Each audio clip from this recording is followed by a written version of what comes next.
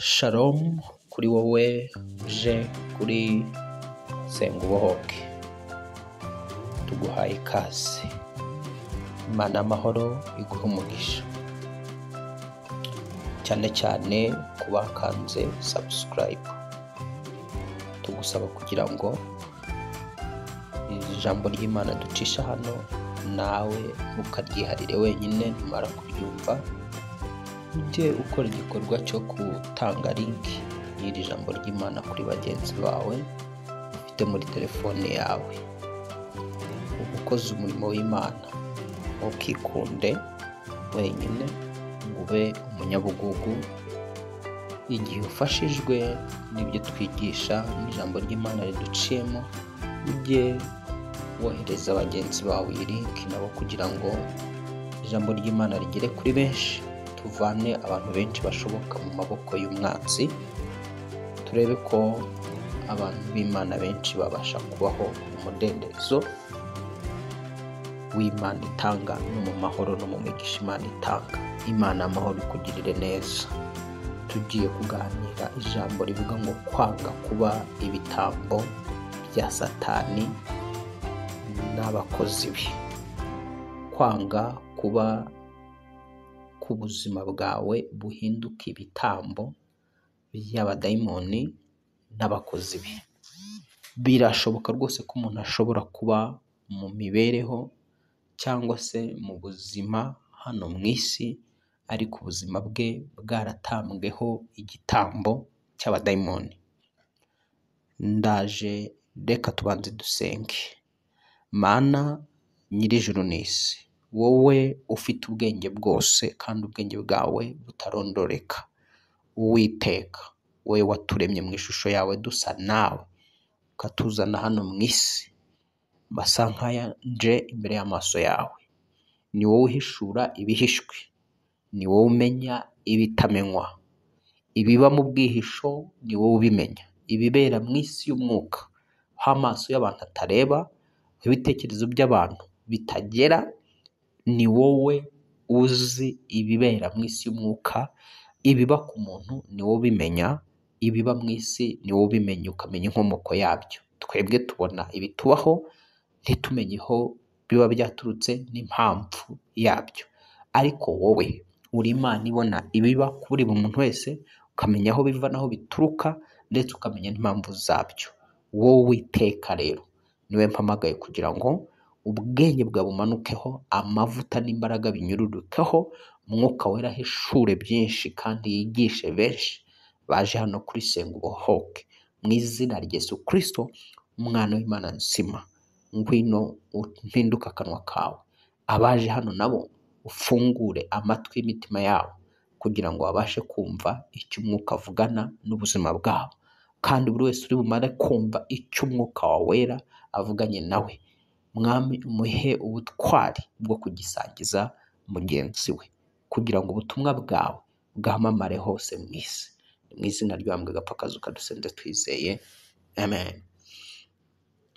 Ntangiye nkubwira ko nguhaye ikaze cyane imbere y'Imana n'imbere y'umwuka wera, cyangwa se n'imbere y'Umwami Yesu. Aka kanya nari ndimo mvuga ngo tugiye kuganira ku ijambo rivuga ngo kwanga kuba igitambo cy'abadayimoni cyangwa se cy'abarusi, aribo bakozi ba Satani. Birashoboka rwose ko umuntu ashobora kuba hano mu isi ubuzima bwe bwaratanzweho igitambo. Iyo tuvuga ngo bwaratanzweho igitambo, tuba dushatse kuvuga iki?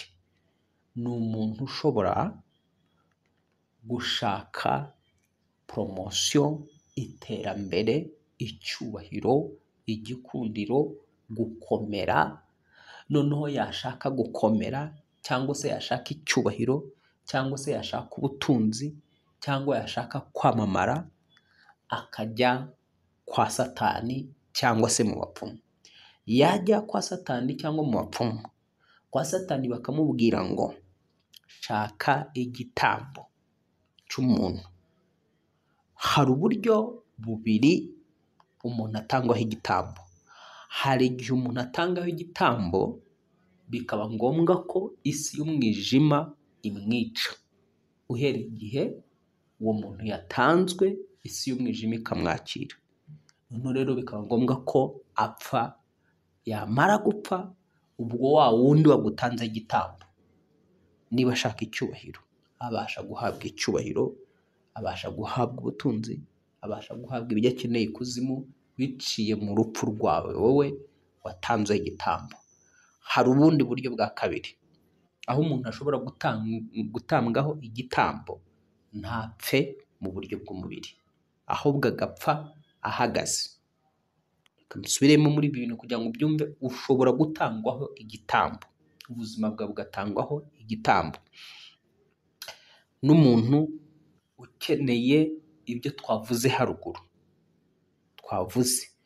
noneho uwo muntu akajya mu bapfumu, bikaba ngombwa ko umupfumu amubwira ngo tanga umuntu runaka, cyangwa shaka umuntu ubona ufite inyenyeri y'ubukire, cyangwa se ufite inyenyeri y'igikundiro, cyangwa se ufite inyenyeri y'urugo, wowe ugatambwaho igitambo. Uhereye igihe utambwaho igitambo, niba uri umukobwa utanzweho igitambo, hari uwundi mushuti wawe agutanzeho igitambo cyo kugira ngo yubake urugo, wowe uzapfa utubatse urugo kuko uba waratanzeho igitambo. Abantu bajya mu bapfumu bafite ibintu bitandukanye bakeneye. Hari ushobora rero kujya mu bapfumu nyine tageti ari urugo, shaka umugabo, agategekwa kugira ngo ashake mushuti we ubona ufite igikundiro cyo gukundwa, cyangwa se wabona nyine w'umunyaburanga ushobora kuzubaka urugo. Ubwo noneho umukobwa mugenzi wawe akaba yagutangaho igitambo, wowe ugahinduka igitambo cye, akagenda kubaka urugo abihawe mu mbaraga z'ubupfumu. Noneho ubwo wowe rero kuko watanze igitambo, niba uri umuntu udasobanukiwe isi y'umwuka, uzarinda usaza udashatse kandi uri mwiza pe, nta n'ikibazo ufite. Kenshi na kenshi abantu nk'abo rero baba baratanzeho ibitambo bashumurizwa imyuka y'abadayimoni, imyuka ikaza ikabinjiramo ikabajyana mu buraya cyane, akaba indaya. Kwa kuba indaya, ya nyenyeri yiwe ikaba ifitwe na wa muntu wubatse urugo mu buryo bwa gipfumu no mu buryo bwa kirozi, n'ubuzima bwe bukazarangirira mu buraya iteka ryose, nta rugo yubatse. Icyo ni ikintu cya kabiri, ni icya kabiri. Hari ushobora gutangwaho igitambo cyo kugira ngo akene, ubwo ntagomba gupfa, ahubwo azakeneshwa. Ya nyenyeri y'ubukire bwe izagenda ihabwe wa wundi wagutanze, atangire kugira gukira, noneho wowe ukene. Ubwo ni uburyo bwo gutambwaho ibitambo. Ntarakomeza, reka mbanze gusomere bimwe mu ijambo ry'Imana. Abami ba kabiri igice cya 3. Igitabo cy'Abami ba kabiri igice cya 3. Abami ba kabiri igice cya 3. Ntabwo tuvuga ibiba bitari mu ijambo ry'Imana, tuvuga ibiba biri mu ijambo ry'Imana. Abami ba kabiri igice cya 3 n'umurongo waho wa 27 handitse ngo, Abami ba kabiri igice cya 3 n'umurongo waho wa 27.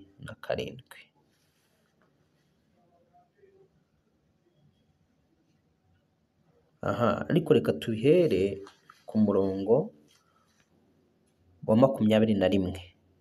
Abamowabu bose bumvise ko abami bazamutse kubatera, baherako baterana bose uko bangana, uhereye ku basore b'imigenda bashobora kwambara ibyo kurwanisha, baragenda bategera ku rugabano. Abamowabu bazinduka kare mu gitondo, babona izuba risasiye ku mazi aberekeye atukura nk'amaraso, baravuga bati dore amaraso. Ni ukuri ba bami bararimbutse, ingabo zisubiranyemo ubwazo. Noneho yemwe Bamowabu, nimuze tujye kwinyagira. Maze bageze mu rugerero rwa Isiraheli, Abisiraheli barabahagurukana barabanesha, bituma Abamowabu bahunga. Abisiraheli basesekara mu gihugu cyabo, babakubita umugenda. Bagezeyo basenya imidugudu yabo, umurima mwiza wose babonye umuntu wese awujugunyamwo amabuye barawuzuza.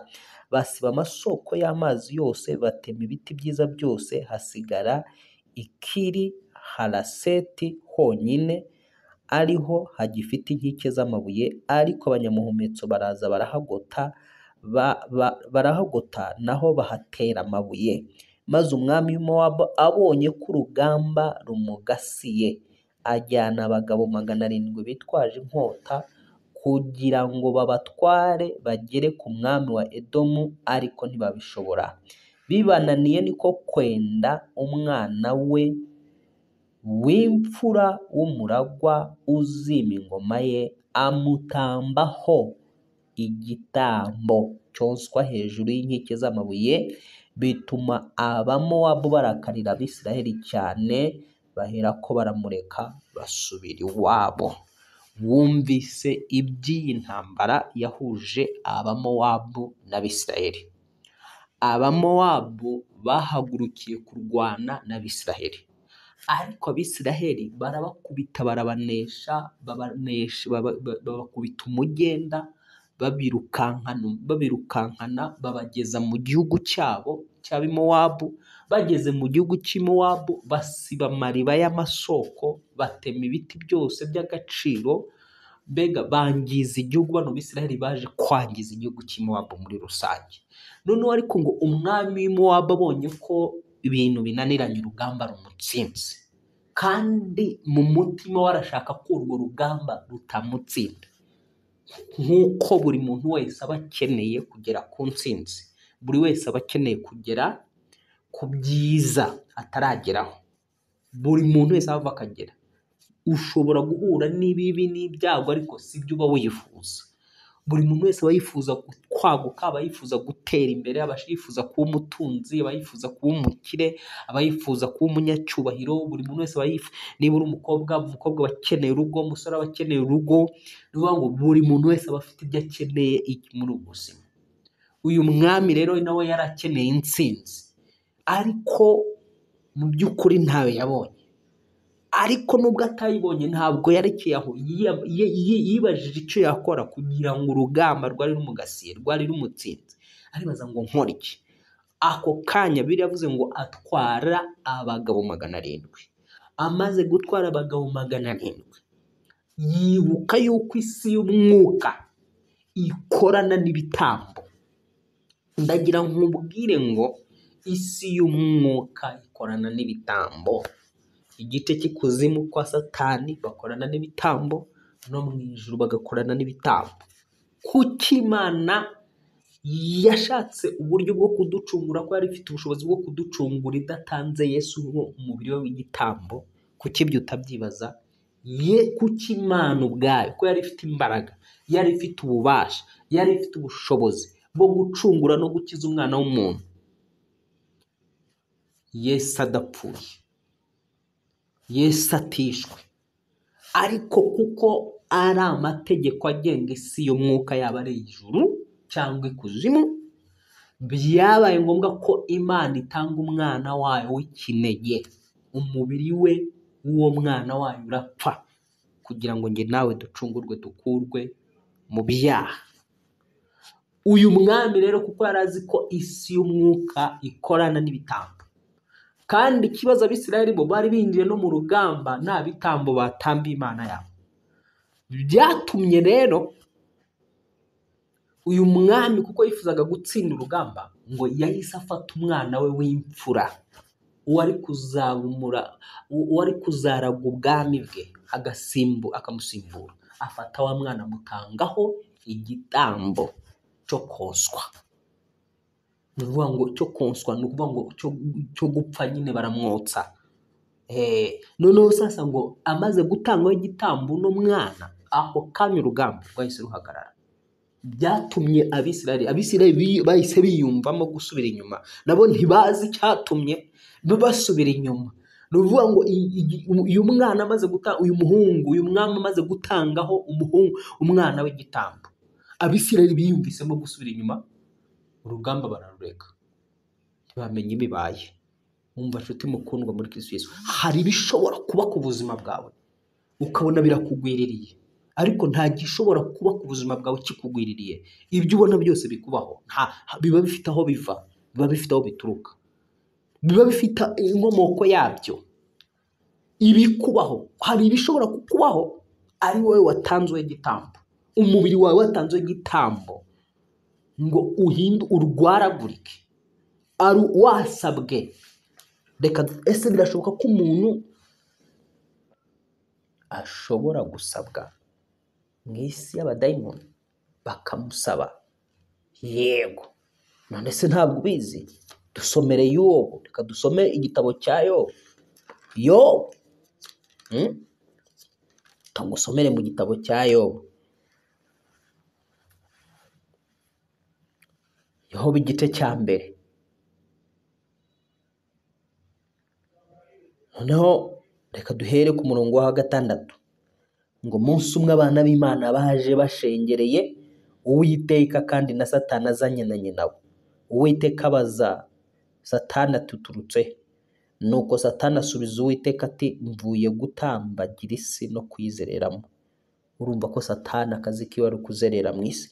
Uwiteka arongera abaza Satani ati mbese witegereje umugaragu wanjye Yobu, yuko ari ntawe wanjye nawe, ko ari umukiranutsi utunganye, wubaha Imana kandi akirinda ibibi?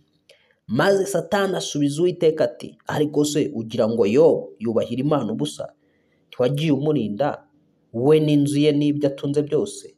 Wahiriye umurimo w'amaboko ye n'amatungo yagwira mu gihugu. Ariko nurambura ukuboko kwawe ukore ku byo atunze byose, nawe azakwihakana ari imbere yawe. Uwiteka asubiza Satani ati dore ibyo atunze byose biri mu maboko yawe, keretse ubwe we kumuramburaho ukuboko kwawe. Nuko Satani aherako ava imbere y'Uwiteka. Urumva ko imitungo ya Yobu yashyizwe mu maboko ya Satani. Kumbe impamvu ukora bikanga, impamvu ugerageza buri kimwe cyose ukabona ntigikunda, hari ibyawe biri mu maboko y'umwanzi. Hari ibyawe Satani afite akontorora, atakwemerera kubigeraho kuko byashyizwe mu maboko ye. Urumva ko umuntu ashobora gutangwa rero. Hano Imana niyo yashushe nkaho irekura Yobu mu maboko ya Satani. Ariko tuncukira aho ngaho, ndagira ngo dusome umurongo ubisobanura neza, ijambo ribisobanura neza. Si byose? Dusome ijambo ribisobanura neza muri Luka igice cya 22:3-1. Luka igice cya 23:1. Aho ngaho tubonye ni Imana yatanze Yobu mu maboko ya Satani. Ariko nashaka kugaragaza ko Satani ashobora kugusaba. Umuntu ashobora gusabwa. Satani ashobora kugusaba ubwe. Hari n'umuntu mugenzi wawe ushobora kugusaba, akagusaba kugira ngo aguteze ibyago, aguteze amakuba. Luka igice cya 22 umurongo waho wa 3. Reka dusome mu izina rya Yesu Kristo wapfuye akazuka. Ngo Satani, Luka igice cya 22 umurongo wa 31. Ni Luka igice cya 22 umurongo waho wa 31. Handitse ngo kandi umwami Yesu aravuga ati Simoni, Simoni, dore Satani yabasabye kugira ngo abagosore nk'amasaka. Kandi umwami Yesu aravuga ati Simoni, Simoni, dore Satani yabasabye kugira ngo abagosore nk'amasaka. Ariko weho ndakwingingiye ngo kwizera kwawe kudacogora, nawe numara guhinduka ukomeze bagenzi bawe. Icyumvira ijambo ry'Imana rikimara kugufasha, urisangize na bagenzi bawe babashe gukomera. Urabyumva iri jambo ko rivuze? ni Yesu wabwiye ngo Simoni Simoni, dore Satani yabasabye kugira ngo abagosore nk'amasaka.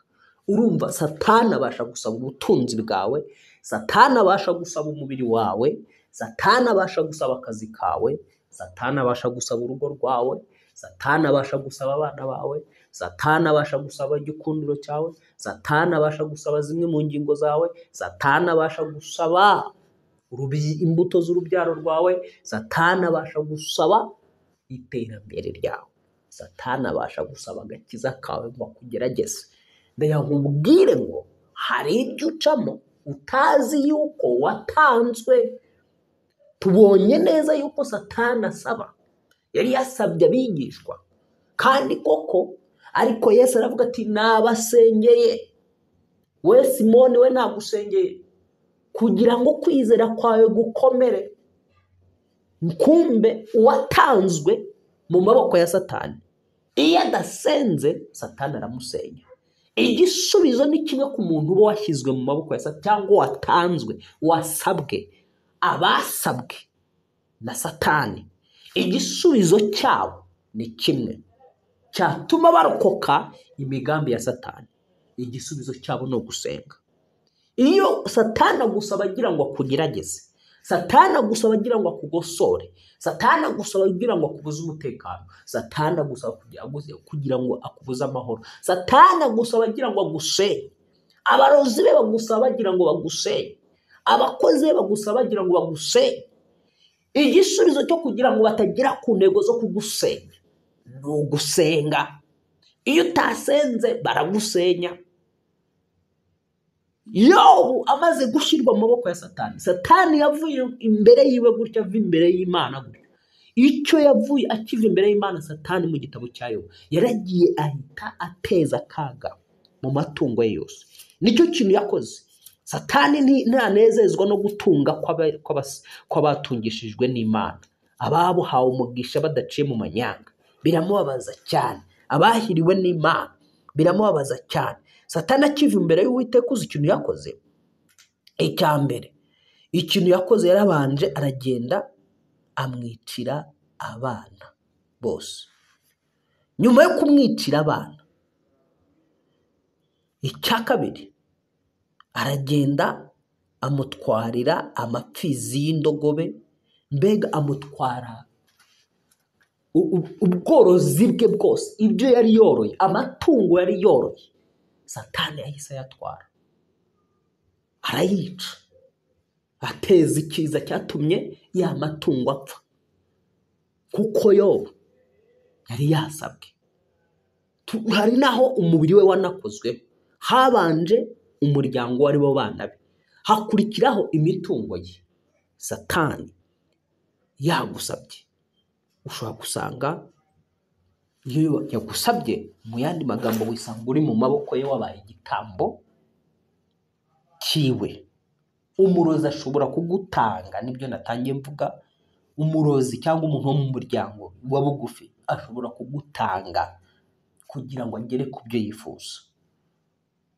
Tubonye rero mu bami bariya ba mbere igice cya 3, twabonye ko umwami nyirizina yitangiye umwana we w'igitambo, ashaka kugira ngo agere ku ntsinzi.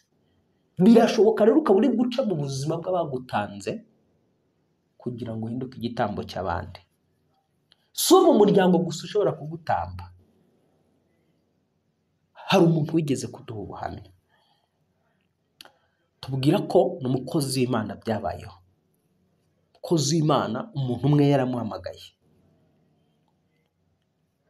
byari 6 z'ijoro, ngo aramuhamagara aramubwira ati, muntu w'Imana, Imana irambwiye ngo uze nguhereze ituro. Umukozi w'Imana aramubwira ati, muri izi 6 z'ijoro ko bwije nzaza ejo.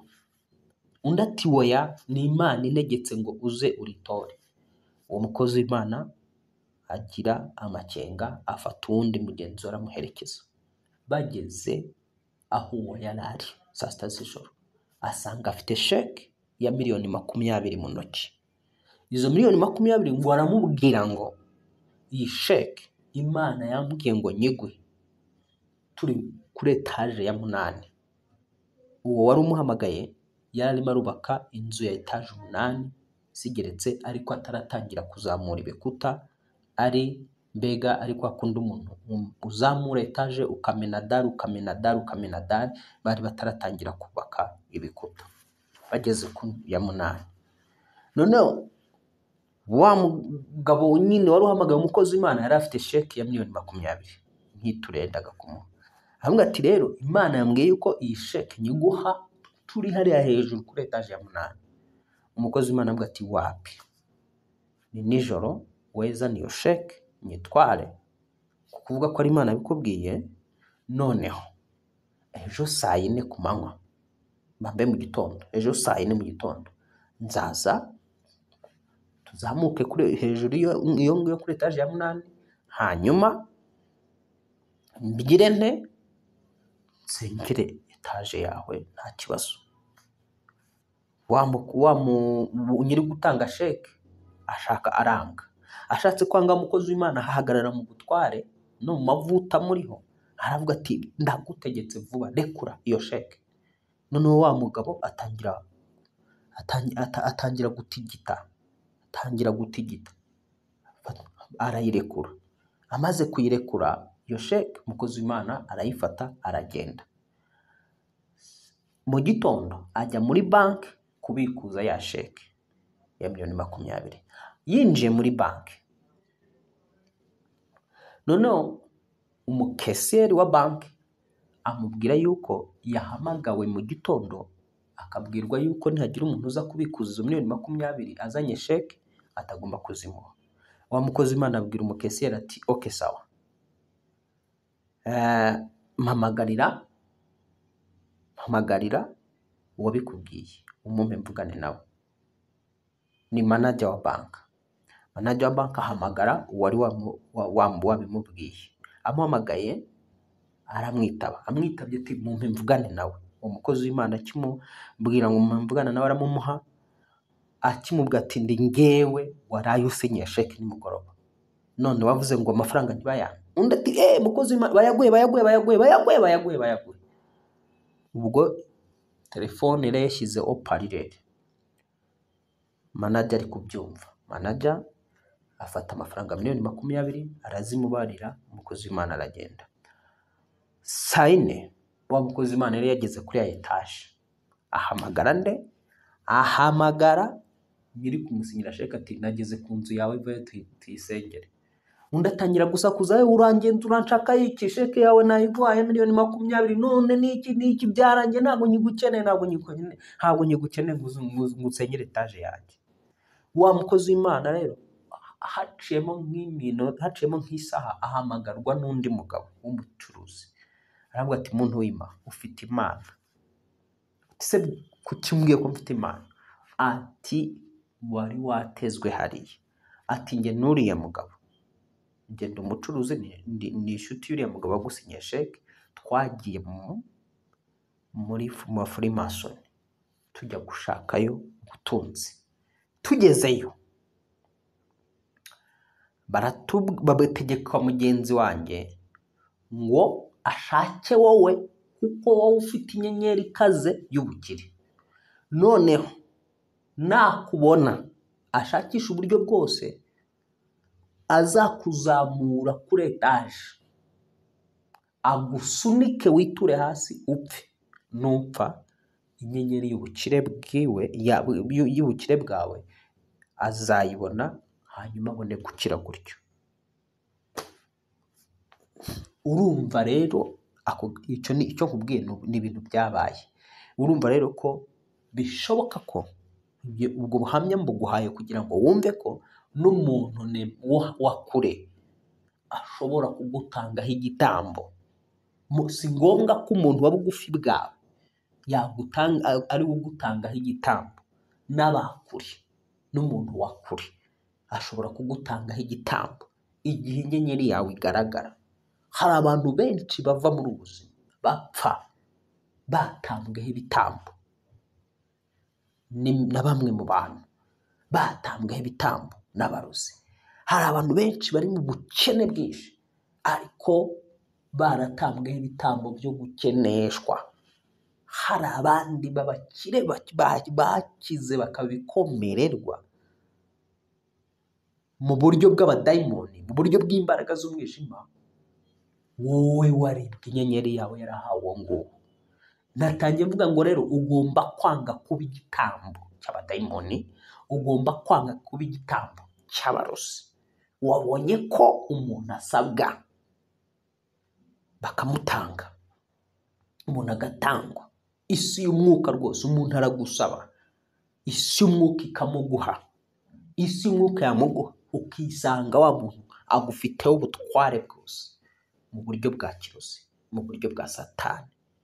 Rero ibi tuzabigarukaho ibutaha.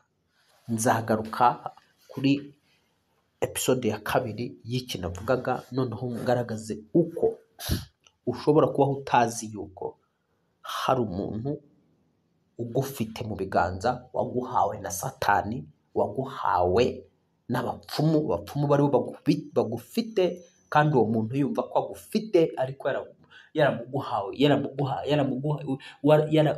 yaraguhawe n'abapfumu, cyangwa se yaraguhawe na satani. Uri igitambo utabizi. Aka kanya rero usobanukiwe mu ncamake ko umuntu ashobora kuba igitambo cy'abadayimoni, ashobora kuba igitambo cy'imbaraga z'umwijima, ushobora kuba igitambo cy'umuntu runaka yaragutanze igitambo ngo abone ibyo akeneye.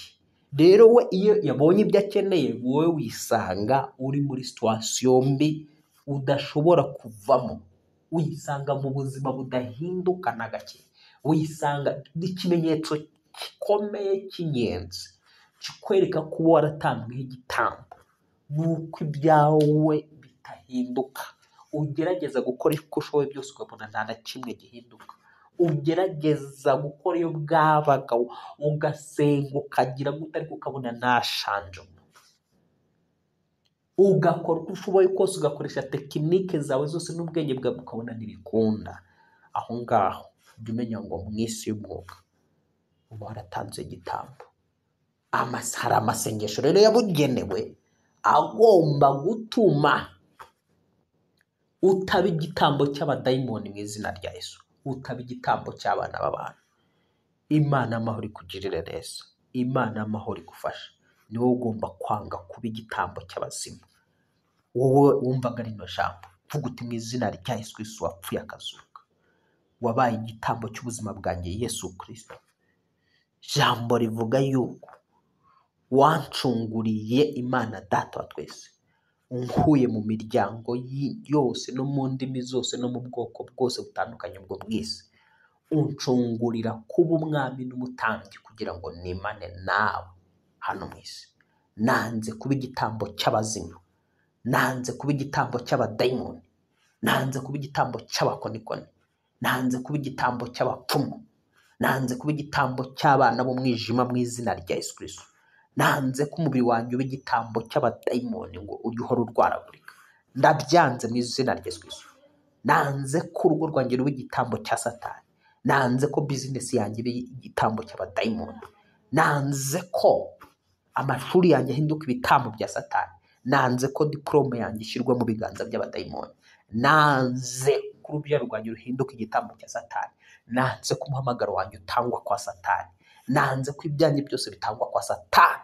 Mu izina rya Yesu, watanze wese n'umfite wese, ndekura mu izina rya Yesu, ndekura mu izina rya Yesu, ndekura mu izina rya Yesu Kristo, ndekura mu izina rya Yesu Kristo, rekura ibyanjye mu izina rya Yesu Kristo, rekura umugisha wanjye mu izina rya Yesu Kristo, rekura ubuzima bwanjye mu izina rya Yesu Kristo. Ndagutegeka mu izina rya Yesu Kristo, kuko nahawe ubutware n'ubushobozi bwo gukandagira inzoka na sikorupiyo n'imbaraga zose z'umwanzi. Ndagutegeka mu butware bw'izina rya Yesu Kristo, rekura ibyanjye mu izina rya Yesu Kristo, rekura umugisha wanjye mu izina rya Yesu, rekura ubuzima bwanjye mu izina rya Yesu Kristo, rekura amagara yanjye mu izina rya Yesu Kristo, rekura business yanjye mu izina rya Yesu Kristo, rekura umuhamagaro wanjye mu izina rya Yesu Kristo, rekura impano zanjye mu izina rya Yesu Kristo.